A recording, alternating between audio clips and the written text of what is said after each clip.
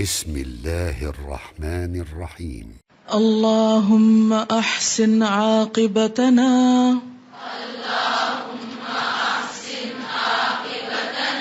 في الامور كلها واجرنا من خزي الدنيا وعذاب الاخرة.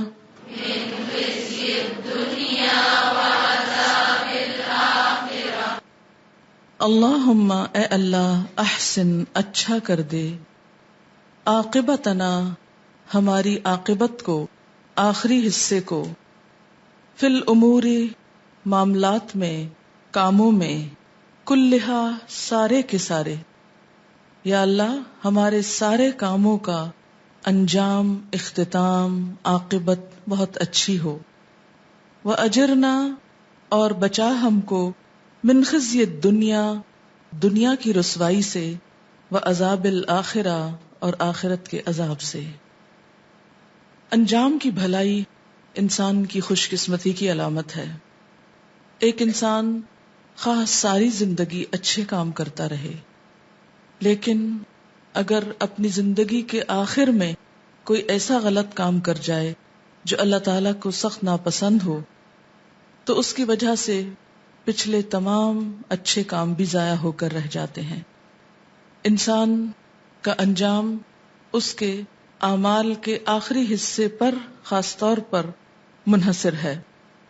اس لیے اچھے اعمال کی توفیق طلب کرنا بھی ضروری ہے، جیسے ہم دعا مانگتے ہیں اللہم وفقنا لما تحب و ترضی، کہ اے اللہ ہمیں اس چیز کی توفیق دے جس کو تو پسند کرتا ہے، جس پہ تو راضی ہے۔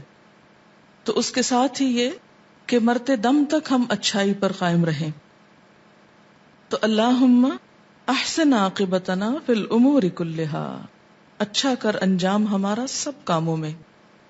کوئی بھی اچھا کام جو ہم شروع کریں اس کو تکمیل تک بھی پہنچائیں، کیونکہ بعض اوقات ہم ایک اچھا کام شروع کر لیتے ہیں، اس پر خوب محنت کرتے ہیں، پھر کچھ عرصے کے بعد ہمارا دل اس سے اکتا جاتا ہے اور ہم اس کو چھوڑ دیتے ہیں۔ تو جب تک ایک چیز کی تکمیل نہ ہو جائے اس کا پورا لطف اٹھایا نہیں جا سکتا۔ اس لیے یہ دعا مانگنا ضروری ہے کہ اللہم احسن عاقبتنا فی الامور کلہا، یعنی تمام کے تمام معاملات، حتیٰ کہ وہ معاملات جن میں ابتدا میں نیت مثلاً اچھی نہ ہو تو اختتام پر وہ اچھائی اور بھلائی کے ساتھ ختم ہو۔ مثلاً جیسے آپ لوگوں نے قرآن پاک شروع کیا تو ہو سکتا ہے شروع میں ایسے ہی وقت گزارنے کے لیے یا صرف جاننے کے لیے آپ نے اس کی ابتدا کی ہو، لیکن وقت کے ساتھ ساتھ جو آپ اس کو پڑھتے گئے، اس کے اندر انوالو ہوتے گئے، پھر آپ کی نیت مزید خالص ہوتی گئی، عمل کی نیت بنتی چلی گئی، تو یہ ساری چیزیں مل کر اختتام تک جب انسان مثلاً قرآن کے پہنچتا ہے تو انسان کی سوچ، اس کا عمل، اس کا سب کچھ بہت بہتر ہو چکا ہوتا ہے۔ تو یہ اس اعتبار سے بھی یہ دعا مانگنے کی ہے کہ ہمارا اختتام جو ہے وہ آغاز سے بھی اچھا ہو، یعنی ایک معنی میں۔ اور پھر یہ کہ عذاب الآخرہ یہ ویسے بھی رسوائی کا سبب ہے، تو جہاں دنیا کی رسوائی سے پناہ مانگی گئی ہے وہاں آخرت کا عذاب استعمال ہوا، اور عذاب خود رسوائی کا سبب ہے۔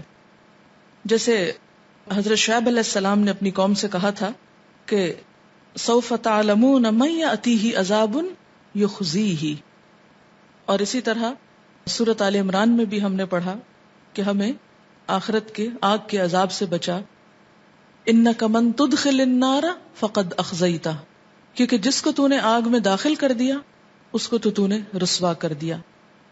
تو آخرت کی رسوائی دراصل کیا ہے؟ آخرت کا عذاب ہی ہے۔ اور دنیا کی رسوائی کیا ہے؟ کہ انسان کے اعمال کا نتیجہ ایسا نہ ہو کہ جس سے انسان کو فائدہ ہو بلکہ الٹا نقصان ہو جائے۔ جیسے ایک روایت میں آتا ہے کہ الاعمال بالخواتیم، کہ اعمال اپنے خاتمے پر منحصر ہیں، اعمال کا دار و مدار ان کے خاتمے پر ہے کہ خاتمہ کیسے ہوتا ہے۔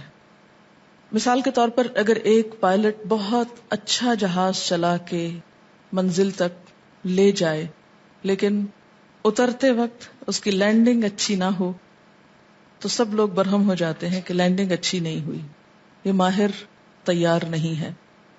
تو اسی طرح اگر کوئی کام آپ بہت اچھی طرح کر رہے ہیں لیکن آپ جب اینڈ پہ پہنچتے ہیں تو آپ اس کو بگاڑ کے رکھ دیتے ہیں، بعض اوقات بوریت کی وجہ سے، تھکاوٹ کی وجہ سے، اکتاہٹ کی وجہ سے. تو اصل بھلائی کیا ہے کہ آپ نے اختتام کیسے کیا.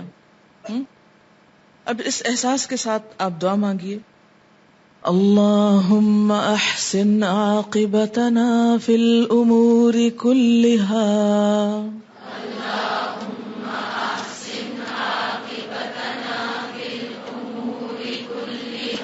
وأجرنا من خزي الدنيا وعذاب الآخرة